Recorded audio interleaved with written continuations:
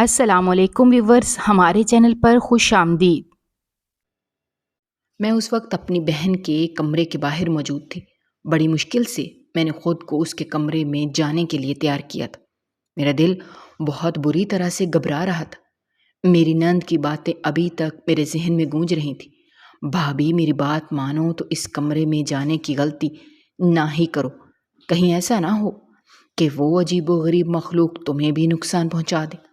اپنی نند کی بات سن کر میں نے ناسمجھی سے اس کی طرف دیکھا اور اس سے پوچھا کہ تم کون سی مخلوق کی بات کر رہی ہو؟ اسی مخلوق کی جس مخلوق نے آپ کی بڑی بہن کو بھی مار دیا ہے۔ اس کی بات سن کر میرا پورا جسم خوف سے کانپنے لگا۔ میں نے تیزی سے نفی میں سر ہلایا اور اس سے کہا کہ یہ تمہارا وہم ہے، حقیقت میں ایسا کچھ بھی نہیں ہے۔ اس کی موت تو ڈلیوری کے دوران ہوئی تھی۔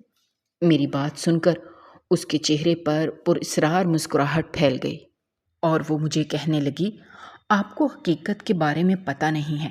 جب آپ کو حقیقت کے بارے میں پتہ چل جائے گا تب میں آپ سے دوبارہ اس بارے میں بات کروں گی۔ یہ کہہ کر وہ وہاں سے چلی گئی، جبکہ میں ابھی تک بہن کے کمرے کے سامنے ہی موجود تھی۔ دراصل بہن کا کچھ زیور تھا جو میں نے اس کی الماری سے نکالنا تھا۔ میں خود کو بڑی مشکل سے یہاں تک گھسیٹ کر لائی تھی، مگر اس کے آگے جانے کی مجھ میں ہمت ہی نہیں ہو رہی تھی۔ اس سے پہلے کہ میں دروازہ کھولتی، اچانک ہی مجھے اپنی ساس کی آواز سنائی دی، جو اس وقت بہت ہی غصے سے میری طرف دیکھ رہی تھی۔ اس نے مجھ سے پوچھا کہ تم یہاں پر کیا کر رہی ہو؟ ساس کی بات سن کر میں نے انہیں بتایا کہ اماں جان، اصل میں کچھ زیور ہے جو بہن کی الماری سے نکالنا ہے۔ امی کہہ رہی تھیں کہ اگلی بار جب وہاں پر جاؤں تو وہ زیور پہن کر جاؤں، کیونکہ خاندان والے مختلف قسم کی باتیں بنا رہے تھے۔ آپ کو تو پتہ ہے نا خاندان والوں کا۔ دراصل میری ساس ہماری دور کی رشتہ دار بھی تھی اور اس کے ساتھ ہمارے گھر میں شادی سے پہلے بھی کافی آنا جانا تھا۔ میری اس کے ساتھ بہت اچھی بنتی تھی۔ میری بات سن کر اچانک ہی اس کے چہرے کے تاثرات تبدیل ہونے لگے۔ اب وہ بہت ہی غصے میں نظر آ رہی تھی۔ میں نے اسے زندگی میں پہلی بار اس قدر غصے میں دیکھا تھا۔ اس نے میری بازو پکڑی اور مجھے جھنجھوڑتے ہوئے کہنے لگی، یہاں آنے سے پہلے تمہیں مجھ سے اجازت لینی چاہیے تھی، لیکن تم مجھے ابھی یہاں کا لاک کھولنے کے بعد بتا رہی ہو۔ میں نے انہیں سمجھایا اور کہا، امی، اس میں اتنی بڑی بات نہیں ہے، میں نے صرف اور صرف زیور نکالنا ہے اور پھر واپس چلی آؤں گی۔ لیکن میری ساس نے مجھے سختی سے منع کر دیا اور کہنے لگیں، ہرگز بھی ضرورت نہیں ہے، جلدی سے اس کمرے کو لاک لگاؤ اور جا کر کچن میں کھانا بناؤ، شام کو کچھ مہمان آئیں گے۔ یہ کہہ کر وہ وہاں سے چلی گئی۔ ساس نے مجھے اس کمرے میں جانے سے سختی سے منع کر دیا تھا، لیکن اب میرے تجسس نے بھی سر اٹھا لیا تھا۔ میں دیکھنا چاہتی تھی کہ یہاں پر واقعی بھوت ہے یا پھر کوئی اور معاملہ ہے جس کو یہ سب لوگ چھپانے کی کوشش کر رہے ہیں۔ میں نے دیکھا کہ میری ساس اپنے کمرے میں داخل ہو گئی ہیں۔ جیسے ہی میں نے اسے کمرے میں داخل ہوتے ہوئے دیکھا تو میں جلدی سے اپنی بہن کے کمرے میں چلی گئی۔ میں ابھی بیڈ کے قریب جا کر کھڑی ہی ہوئی تھی کہ اچانک ہی دروازہ بند ہونے کی آواز سنائی دی۔ پلٹ کر دیکھا تو دروازہ بند ہو گیا تھا۔ یہ دیکھ کر میرا دل تیزی سے دھڑکنے لگا، کیونکہ جب میں کمرے کے اندر داخل ہوئی تھی تب اس دروازے کے باہر کوئی بھی نہیں کھڑا تھا۔ مجھے لگا کہ یہ ضرور وہی بدروح ہے جس کے بارے میں میری نند ذکر کر رہی تھی، لیکن میں نہیں جانتی تھی کہ کہانی اس سے بھی زیادہ پیچیدہ ہے۔ ابھی میں اس کمرے میں چکر کاٹ ہی رہی تھی کہ اچانک ہی میری نظر عجیب و غریب نشانات پر پڑی۔ میں ان نشانات کو سمجھنے کی کوشش کر رہی تھی جب مجھے یوں محسوس ہوا جیسے کوئی واش روم کے قریب جا کر کھڑا ہوا ہو۔ پلٹ کر دیکھا تو وہاں کوئی بھی نہیں تھا۔ واش روم سے ہلکا ہلکا پانی نکل رہا تھا اور اس پانی میں ہلکا ہلکا سرخ رنگ بھی تھا۔ یہ سب دیکھ کر میرا دل تیزی سے دھڑکنے لگا، کیونکہ اس طرح کی چیزیں میں صرف فلموں اور ڈراموں میں دیکھتی تھی، اور اب جب اپنی آنکھوں سے یہ سب دیکھ رہی تھی تو بہت بے چینی محسوس ہو رہی تھی۔ سمجھ نہیں آ رہا تھا کہ کیا کروں۔ باہر نکل بھی نہیں سکتی تھی کیونکہ دروازہ بند ہو گیا تھا اور اس کمرے میں یوں بے وجہ کھڑے رہنے کا بھی کوئی جواز نہیں تھا۔ اسی وجہ سے میں نے اپنی پوری ہمت جمع کی اور واش روم کی طرف چلی گئی۔ لیکن جیسے ہی میں اندر داخل ہوئی، سامنے کا منظر دیکھ کر مجھے لگا کہ میرے قدموں کے نیچے سے زمین نکل گئی ہو۔ میں سوچ بھی نہیں سکتی تھی کہ یہ سب کچھ ممکن ہو سکتا ہے، کیونکہ وہاں پر آج سے 7 مہینے پہلے کی بات ہے۔ معمول کی طرح میں گھر کا کام کر رہی تھی جب اچانک ہی دروازے پر دستک ہوئی۔ جا کر دروازہ کھولا تو سامنے میری بڑی بہن کھڑی تھی۔ مجھے دیکھ کر وہ مسکرانے لگی اور میرے گلے لگ کر میرا حال چال پوچھنے لگی۔ وہ تقریباً 6 مہینوں کے بعد گھر واپس آ رہی تھی۔ جب میں نے اسے شکایت کی تو وہ کہنے لگی، تمہیں پتہ تو ہے اپنے بہنوئی کا، ان کا آفس کا کام بہت زیادہ ہوتا ہے، بہت مشکل سے وہ وقت نکالتے ہیں۔ ابھی بھی وہ مجھے چھوڑ کر دوبارہ سے آفس کے لیے نکل گئے ہیں۔ بہن کی بات سن کر میں نے اسے اندر چلنے کے لیے کہا۔ اچانک ہی مجھے یوں محسوس ہوا جیسے میری بہن ڈگمگا کر چل رہی ہے۔ جب تھوڑا سا غور کیا تو اندازہ ہوا کہ وہ لنگڑا رہی تھی۔ جب میں نے اس سے پوچھا تو وہ بوکھلا گئی اور کہنے لگی، ارے نہیں، ایسی کوئی بات نہیں ہے، بس ذرا سا پاؤں مڑ گیا تھا جس کی وجہ سے تکلیف ہو رہی ہے، تم پریشان مت ہو، میں بالکل ٹھیک ہوں۔ یہ کہہ کر وہ مسکرانے لگی، لیکن نہ جانے کیوں مجھے اس کی یہ مسکراہٹ پھیکی لگ رہی تھی۔ اس کی مسکراہٹ میں کچھ ایسا تھا جو مجھے شش و پنج میں مبتلا کر رہا تھا۔ میں دیکھ رہی تھی کہ اس کا رویہ بھی کافی تبدیل ہو گیا تھا۔ اب وہ بہت ہی محتاط انداز میں بات کر رہی تھی، جبکہ میری بہن ایسی بالکل بھی نہیں تھی۔ وہ بہت زیادہ شوخ اور چنچل تھی۔ جب وہ بات کرتی تھی تو اس کی باتوں سے اس کی دلچسپی صاف ظاہر ہوتی تھی، مگر آج جب وہ بات کر رہی تھی تو یوں لگ رہا تھا جیسے وہ یہ سب کچھ غائب دماغی میں کہہ رہی ہو۔ میں نے اماں سے جب اس بارے میں بات کی تو اماں نے کہا، یہ صرف اور صرف تمہارا وہم ہے، دراصل وہ کافی تھکی ہوئی لگ رہی ہے، اس لیے اسے پہلے تھوڑی دیر آرام کرنے دو، پھر دوبارہ اس بارے میں بات کر لینا۔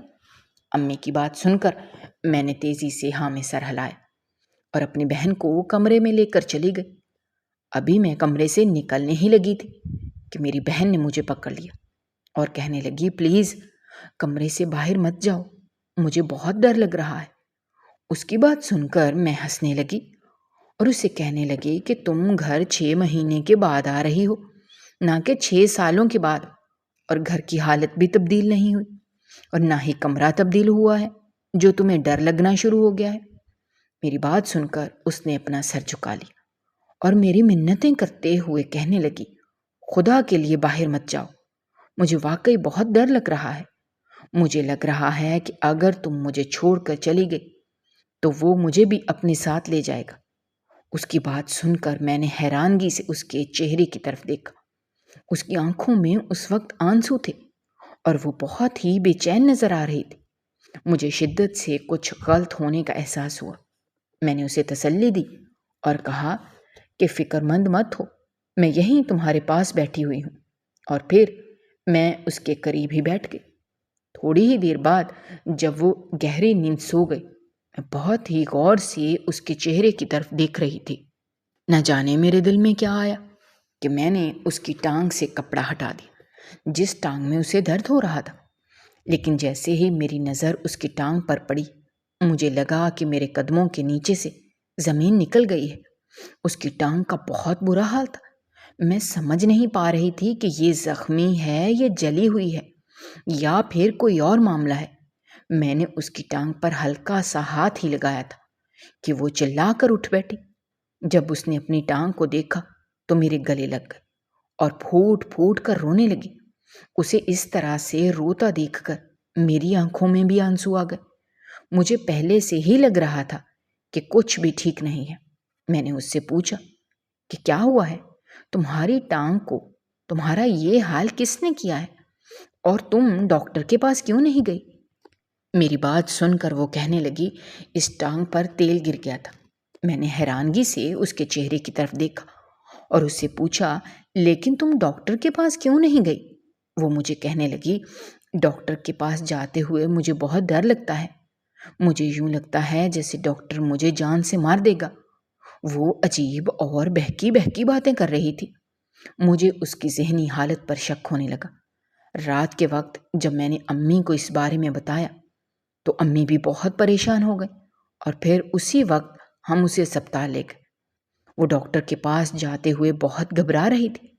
ڈاکٹر جب بھی اس کے پاس جا کر کھڑی ہوتی، وہ مجھے آواز دینے لگتی اور مجھے کہتی، جلدی سے میرے پاس آؤ، مجھے بہت خوف محسوس ہو رہا ہے۔ اور پھر میں اس کے پاس چلی جاتی۔ وہ میرا ہاتھ پکڑ لیتی اور آنکھیں بند کر لیتی۔ وہ مجھے اس وقت ایک چھوٹی سی بچی لگ رہی تھی جو انجیکشن سے گھبرا جاتی ہے۔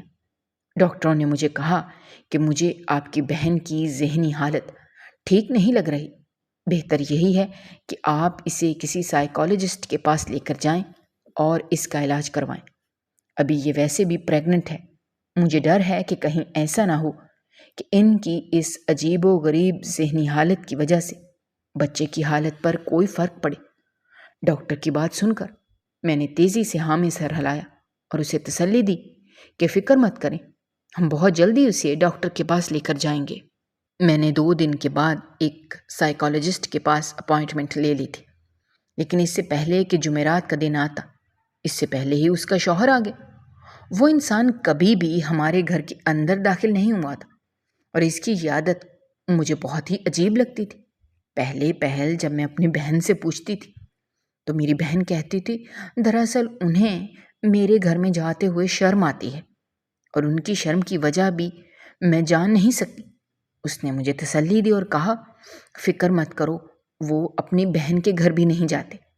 تب اپنی بہن کی بات سن کر میں نے اس کا مذاق بنایا تھا اور اس سے کہا تھا، تم اس کی بہن نہیں بلکہ اس کی بیوی ہو، مگر یہ الگ بات ہے کہ وہ تمہیں اپنی بہن۔ اس سے پہلے کہ میں بات مکمل کرتی، وہ مجھے پہلے ہی مارنا شروع ہو گئی تھی، اور پھر ہم کافی دیر تک اس بات پر ہی ہنستے رہے تھے۔ مگر اب میں اپنی بہن سے بات کرتی تھی تو وہ بہت ہی محتاط ہو کر بات کرتی تھی، کیونکہ وہ چھوٹی چھوٹی بات پر بہت زیادہ ڈر جاتی تھی، اور پھر چھوٹی چھوٹی بات کو پکڑ کر اس پر گھنٹوں سوچتی رہتی تھی۔ کبھی کبھار تو مجھے حیرانگی ہوتی تھی کہ وہ اتنی معمولی سی بات کو پکڑ لیتی تھی جس کے بارے میں میں دوبارہ کبھی سوچوں ہی نہ۔ پرسوں رات ہی میں اپنے کمرے کے اندر داخل ہوئی تو دیکھا میری بہن پھوٹ پھوٹ کر رو رہی تھی۔ اسے اس قدر روتے ہوئے دیکھ کر میں گھبرا گئی، پریشان ہو گئی۔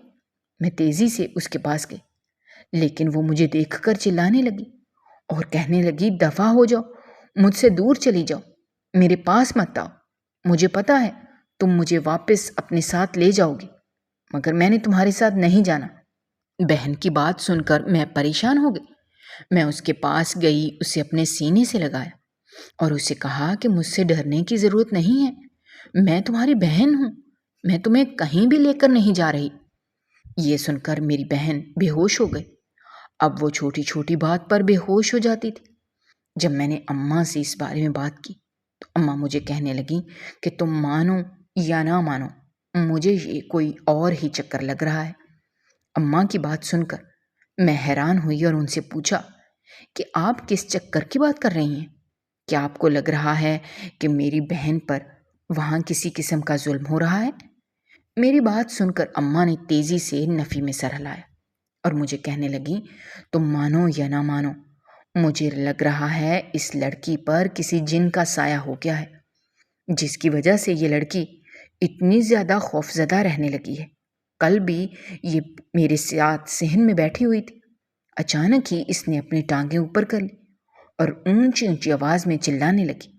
جب میں نے اس سے پوچھا تو یہ مجھے کہنے لگی کہ کسی نے میری ٹانگیں پکڑ لی تھی۔ یہ بہت زیادہ خوفزدہ نظر آ رہی تھی، اس کا پورا جسم بھی خوف سے کانپ رہا تھا، اور پھر اس کے ساتھ ہی وہ بے ہوش ہو کر دوبارہ گر گئی۔ امی کی بات سن کر میں پریشان ہو گئی اور امی کو کہا، یہ تو بہت ہی بری خبر ہے، کیونکہ اگر ایسا ہوا تب تو اس کے بچے کی زندگی پر بھی بہت گہرا اثر پڑے گا۔ میری بات سن کر امی نے بھی تیزی سے ہاں میں سر ہلایا۔ ابھی بہن کی ڈیلیوری کے دن بھی قریب آ رہے تھے، اسی وجہ سے مجھے بہت زیادہ پریشانی ہو رہی تھی۔ ڈاکٹر نے بھی مجھے تاکید کی تھی کہ اپنی بہن کا بہت زیادہ خیال رکھو، کہیں ایسا نہ ہو کہ تم لوگ ماں اور بچہ دونوں کو کھو دو۔ ڈاکٹر کی بات سن کر میرا دل دہل گیا تھا۔ میں نے شدت سے یہی دعا کی تھی کہ میری بہن کے ساتھ ایسا کچھ بھی نہ ہو اور اللہ تعالیٰ اسے صحت کے ساتھ لمبی زندگی دے، لیکن بعد دعاؤں کی قبولیت دوسرے جہاں کے لیے لکھی ہوتی، اسی لیے میری یہ دعا اس جہاں میں مکمل نہیں ہو سکی۔ اگلے ہی دن اس کا شوہر اسے لینے کے لیے آ گیا اور وہ میری طرف دیکھ کر مسلسل نفی میں سر ہلا رہی تھی اور مجھے کہہ رہی تھی کہ میں نے واپس نہیں جانا، لیکن اس کا شوہر بہت ضد کر رہا تھا اور اس کے ساتھ یہ بھی کہہ رہا تھا کہ میں نے ڈاکٹر سے اس کے سلسلے میں بات کر لی ہے۔ ڈاکٹر کہہ رہا ہے کہ اسے 2 دن پہلے اسپتال میں ایڈمٹ کرنا پڑے گا، اسی لیے اسے لے کر جانا ضروری ہے۔ میں اپنے بہنوئی سے سائیکالوجسٹ کے بارے میں بات کرنا چاہتی تھی، لیکن اس وقت وہ بہت ہی پریشان اور مصروف نظر آ رہا تھا، لہٰذا میں نے یہ بات کسی اور دن پر ڈال دی اور اپنی بہن کو اس کے ساتھ جانے کی اجازت دے دی۔ اور پھر اگلے ہی دن مجھے اپنی بہن کی موت کی خبر ملی۔ اس کی موت کی خبر سن کر چند لمحوں کے لیے تو میں سانس بھی نہیں لے سکی، کیونکہ ابھی تو میں ذہن میں یہ پلان بنا رہی تھی کہ بہت جلد اسے سائیکالوجسٹ کے پاس لے کر جاؤں گی، وہ ٹھیک ہو جائے گی، دوبارہ سے ہنسنے کھیلنے لگے گی۔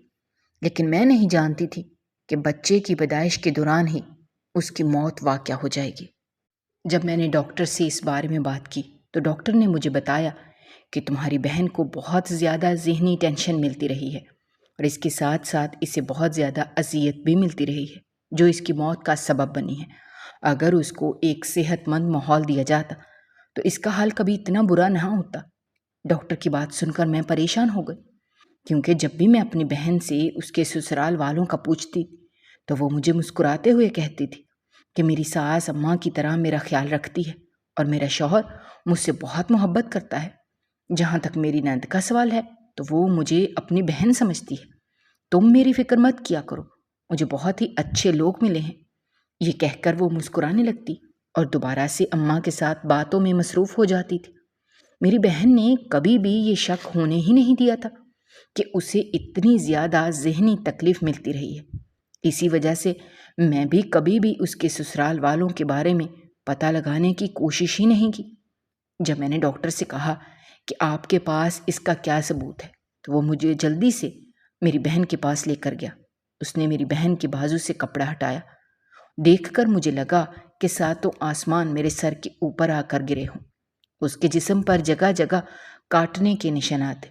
یہ نشانات دیکھ کر میں نے تیزی سے نفی میں سر ہلایا اور ڈاکٹر کو کہنے لگی کہ اس کے ساتھ ایک جناتی مسئلہ تھا اور یہ سب کچھ اسی مسئلے کی وجہ سے ہوا ہے، کیونکہ میں اس کے شوہر کو اچھی طرح سے جانتی ہوں۔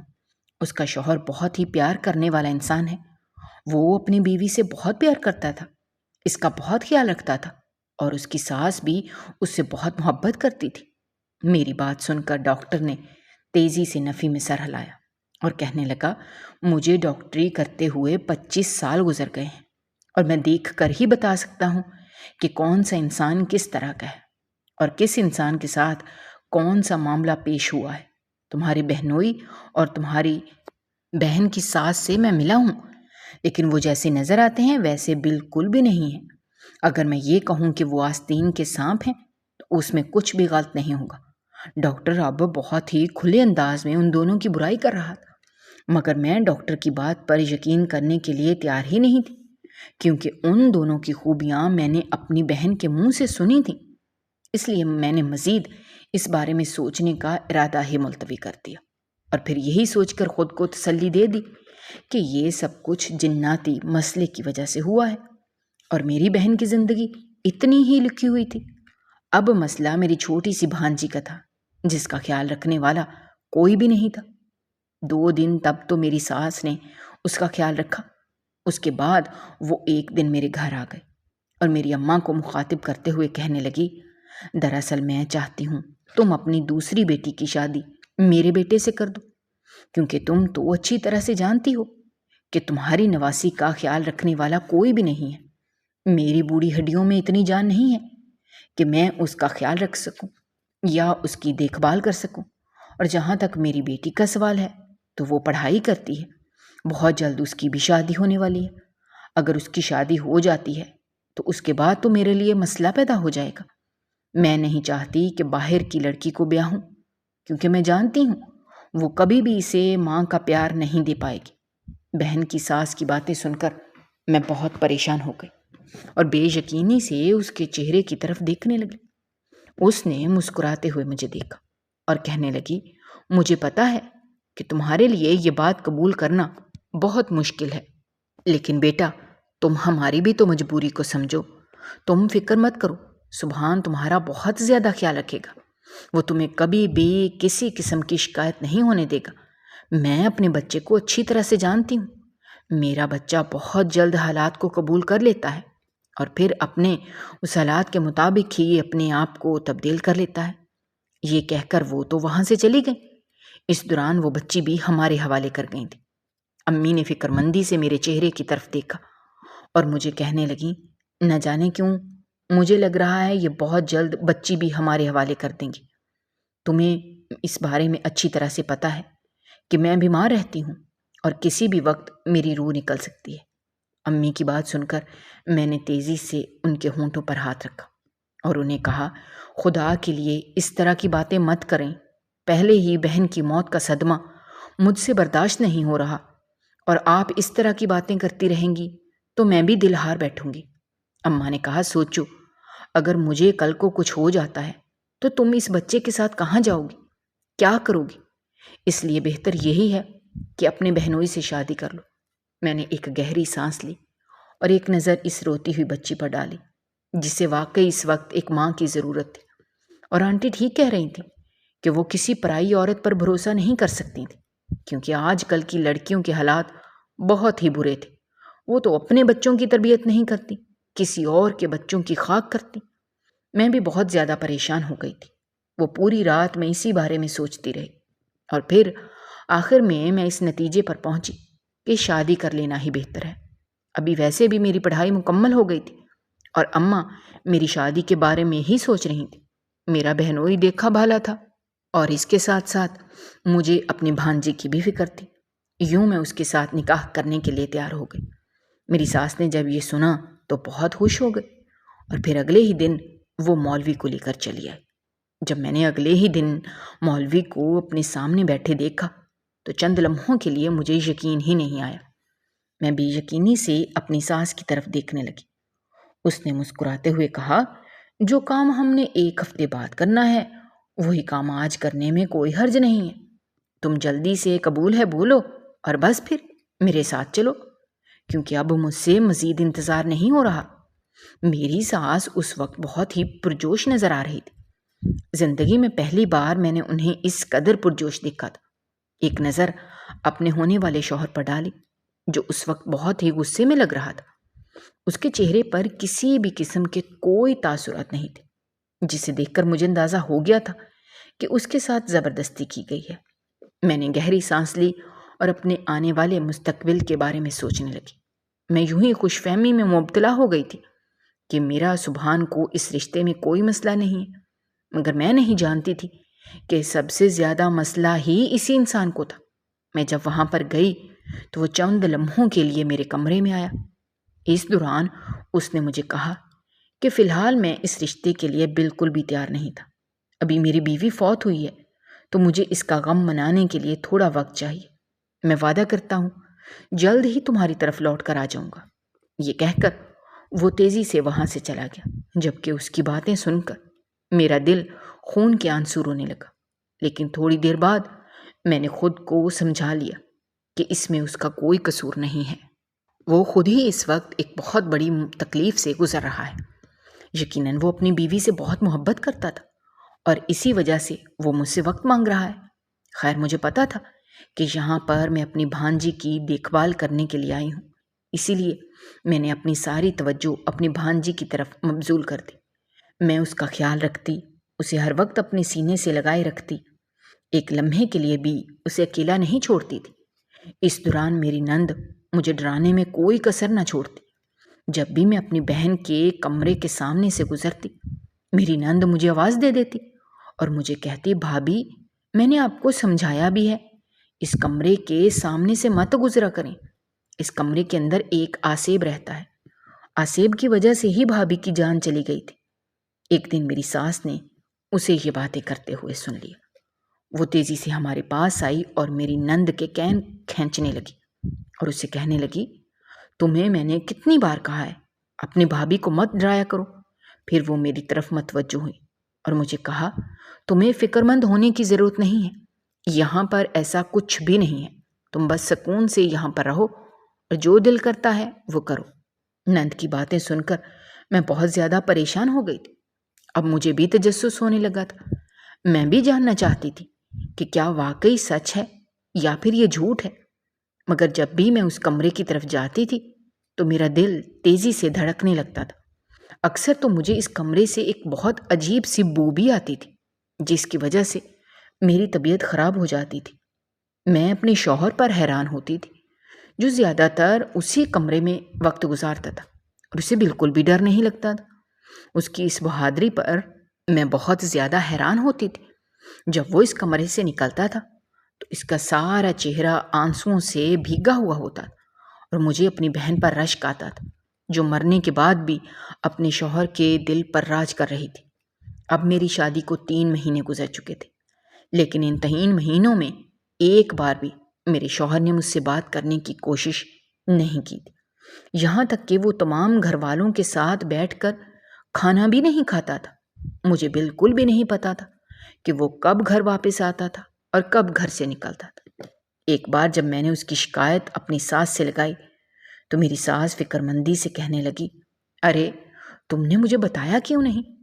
میں تو سمجھ رہی تھی کہ تم دونوں کے درمیان سب کچھ ٹھیک چل رہا ہے، لیکن میں نہیں جانتی تھی کہ میری پیاری بیٹی اتنی بڑی تکلیف سے گزر رہی ہے۔ ساس کی باتیں سن کر میری آنکھوں میں آنسو آ گئے۔ میں نے انہیں کہا، میں آپ کو پریشان نہیں کرنا چاہتی تھی، لیکن اب میری ہمت جواب دے گئی ہے۔ مجھے یوں لگ رہا ہے جیسے اس گھر میں میری کوئی اہمیت ہی نہیں ہے۔ ساس میرے ہاتھ پکڑ کر تھپکنے لگی اور کہنے لگی، تمہیں بالکل غلط لگ رہا ہے، تم اس گھر کی بہو ہو اور تمہارا ایک مقام ہے۔ میں آج ہی اپنے بیٹے سے بات کرتی ہوں اور اسے سمجھاتی ہوں، وہ کچھ زیادہ ہی ہاتھوں سے نکلتا چلا جا رہا ہے۔ یوں ساس کی بات سن کر مجھے تھوڑی سی تسلی ہو گئی اور میں اپنے کمرے میں واپس چلی آئی۔ رات کے وقت اچانک ہی کمرے کے دروازے پر دستک ہوئی۔ تھوڑی ہی دیر بعد دروازہ کھلا اور میرا شوہر کمرے کے اندر داخل ہوا۔ اس کے چہرے پر اس وقت کسی بھی قسم کے تاثرات نہیں تھے۔ وہ میرے قریب بستر پر آ کر بیٹھ گیا اور مجھے عجیب و غریب نظروں سے دیکھنے لگا۔ مجھے اس کی نظروں سے وحشت ہو رہی تھی۔ میں سمجھ نہیں پا رہی تھی کہ اس کے دماغ میں کیا چل رہا ہے۔ تھوڑی ہی دیر بعد وہ بولا اور مجھے کہنے لگا، تمہارے ساتھ میں وہ سب کچھ نہیں کرنا چاہتا۔ میں نے سوالیہ نظروں سے اس کی طرف دیکھا اور اسے پوچھا کہ تم کس بارے میں بات کر رہے ہو؟ وہ مجھے تمہاری کوئی بھی بات سمجھ نہیں آ رہی۔ اس نے ایک گہری سانس لی اور بستر پر لیٹ گیا۔ اس نے مجھے کہا، مجھے تم سے محبت نہیں ہے اور نہ ہی مجھے تم میں کسی بھی قسم کی کوئی دلچسپی ہے۔ مجھے تم میں کوئی کشش بھی نہیں دکھتی، اسی وجہ سے میں تمہارے ساتھ وہ سب کچھ نہیں کر سکتا۔ شوہر کی بات سن کر میری آنکھوں میں آنسو آ گئے۔ میں سمجھ رہی تھی کہ وہ مجھ سے رشتہ بنانے کی بات کر رہا ہے۔ میں نے اس سے پوچھا کہ پھر تم نے مجھ سے شادی کیوں کی؟ کیوں تم نے میری زندگی برباد کی؟ وہ مسکرانے لگا اور کہنے لگا، میں نے تم سے شادی نہیں کی، بلکہ تمہیں خود ہی مجھ سے شادی کرنے کا شوق چڑھا ہوا تھا۔ اگر تم چاہتی تو انکار کر سکتی تھی، لیکن تم نے انکار نہیں کیا اور اپنے پیروں پر کلہاڑی ماری۔ اس کے بات سن کر میں پھوٹ پھوٹ کر رونے لگی، لیکن اس نے میری طرف کوئی توجہ نہیں دی اور خاموشی سے کمرے سے نکل گیا۔ اسی رات میں نے فیصلہ کیا تھا کہ اگلے دن میں اپنی بہن کے کمرے میں جا کر دیکھوں گی کہ آخر وہاں پر ایسا کیا ہے جو یہ سارا دن وہاں پر گزار دیتا ہے اور اسے میری ایک لمحے کے لیے بھی یاد نہیں آتی۔ اور پھر اگلے ہی دن میں اس کمرے کے دروازے کے سامنے پہنچ گئی۔ واش روم کا منظر دیکھ کر مجھے لگا میرے قدموں کے نیچے سے زمین نکل گئی ہے۔ سامنے ہی ایک لڑکی لیٹی ہوئی تھی اور وہ بہت زخمی تھی۔ میں تیزی سے اس کے پاس گئی اور اس سے پوچھنے لگی کہ تمہیں کیا ہوا ہے۔ میری بات سن کر اس نے ہلکی ہلکی آنکھیں کھولی اور مجھے کہنے لگی، مجھے اس ظالم انسان سے بچا لو ورنہ وہ مجھے جان سے مار دے گا۔ اور پھر اس کے ساتھ ہی اس نے مجھے کہا کہ یہ جتنے بھی کیمرے پڑے ہوئے ہیں یہ سارے کیمرے اٹھاؤ اور مجھے سہارا دیتے ہوئے یہاں سے باہر لے جاؤ۔ میں نے اسے کہا، میں تجھ سے کیسے لے کر جاؤں؟ باہر کسی نے دروازہ بند کر دیا ہے۔ اس نے مجھے کہا، پچھلی جانب بھی ایک دروازہ ہے، میں چل نہیں سکتی۔ اسی وجہ سے میں نے وہ دروازہ کھولنے کی کبھی کوشش ہی نہیں کی۔ جب میں نے اس کے ساتھ پچھلی جانب والے دروازے کی طرف آئی تو وہ لاک تھا، مگر میرے پاس جو چابیاں تھیں وہ سارے گھر کے دروازوں کی تھی۔ اور پھر تھوڑی ہی دیر بعد مجھے وہ چابی مل گئی اور میں اسے لے کر اس گھر کے پیچھے چلی گئی۔ گھر پہنچ کر وہ اپنی ماں کے گلے لگ گئی اور پھوٹ پھوٹ کر رونے لگی۔ اس کی ماں بھی کبھی اسے دیکھتی اور کبھی مجھے دیکھتی۔ پھر اس کے بعد وہ لڑکی بے ہوش ہو گئی۔ مجھ میں اتنی ہمت ہی نہیں تھی کہ میں دوبارہ سے لوٹ کر وہاں جا سکوں، کیونکہ مجھے اتنا تو اندازہ ہو گیا تھا کہ اس لڑکی کے ساتھ وہاں پر غلط ہو رہا تھا۔ جب وہ لڑکی ہوش میں آئی تو اس نے مجھے بتایا کہ تمہارا شوہر ایک نفسیاتی مریض ہے جو اپنی پسندیدہ عورتوں پر تشدد کرتا ہے، انہیں ذہنی تکلیف دیتا ہے اور پھر ان کے سامنے اس طرح کی ویڈیوز چلاتا ہے جس سے وہ بہت زیادہ خوفزدہ ہو جاتی ہیں۔ وہ ایک لمبے عرصے سے میری ذہنی حالت کے ساتھ کھیل رہا ہے۔ مجھ سے غلطی ہو گئی جو میں نے اس کی بات ماننا، اس کے ساتھ چلنے کا فیصلہ کر لیا۔ میں نہیں جانتی تھی کہ وہ مجھے بے ہوش کر دے گا اور اپنے گھر لے جائے گا، پھر میرے ساتھ یہ سب کچھ کرے گا۔ جب میں نے اس کے کیمرے میں ویڈیوز دیکھی تو مجھے لگا کہ ساتوں آسمان میرے سر کے اوپر آ کر گر گئے ہوں۔ اس کیمرے میں میری بہن کی بھی ویڈیوز تھیں جن پر وہ اس پر تشدد کر رہا تھا اور اسے مختلف تکالیف پہنچا رہا تھا، جبکہ میری بہن سے اونچی آواز میں چلا رہی تھی۔ اس لڑکی کی بھی ٹانگ پر وہی زخم تھا جو میری بہن کی ٹانگ پر تھا، لیکن اس کا زخم بہت گہرا ہو گیا تھا۔ میرا ایک کزن پولیس میں تھا۔ میں نے جلدی سے اسے کال ملائی اور اسے ساری ویڈیوز بھیج دی۔ اس کے علاوہ میں نے اسے صورتحال کے بارے میں بتا دیا۔ میں جانتی تھی کہ ابھی تک میرا شوہر گھر واپس نہیں آیا ہوگا، اور میں یہ بھی جانتی تھی کہ میری ناند نے جان بوجھ کر میری مدد کی ہے، کیونکہ وہ اکثر ہی مجھے کہا کرتی تھی کہ فکر مت کرو، جب سچ سے پردہ اٹھے گا تو میں تمہارا ساتھ دوں گی۔ اور پھر اسی رات پولیس وہاں پر چلی گئی اور اس انسان کو ہمیشہ ہمیشہ کے لیے جیل میں قید کر دیا۔ پولیس کے ذریعے ہی میں اپنی بھانجی کو بھی لینے میں کامیاب ہو گئی اور پھر تھوڑے ہی عرصے بعد اپنی اماں کے ساتھ ہمیشہ ہمیشہ کے لیے اپنے پرانے گاؤں چلی آئی، اور یہاں پر میں نے ایک اچھے انسان سے شادی کر لی۔ ابھی میں پرسکون زندگی گزار رہی ہوں اور اپنی بھانجی کی بہت اچھے طریقے سے تربیت کر رہی ہوں، مگر آج بھی جب مجھے اپنی بہن کی یاد آتی ہے تو میں گھبرا جاتی ہوں۔ اگر آپ کو ہماری کہانیاں پسند آ رہی ہیں تو ہمارے چینل کو سبسکرائب کیجیے، ویڈیوز پر کمنٹ کیجیے اور شیئر کیجیے۔ شکریہ۔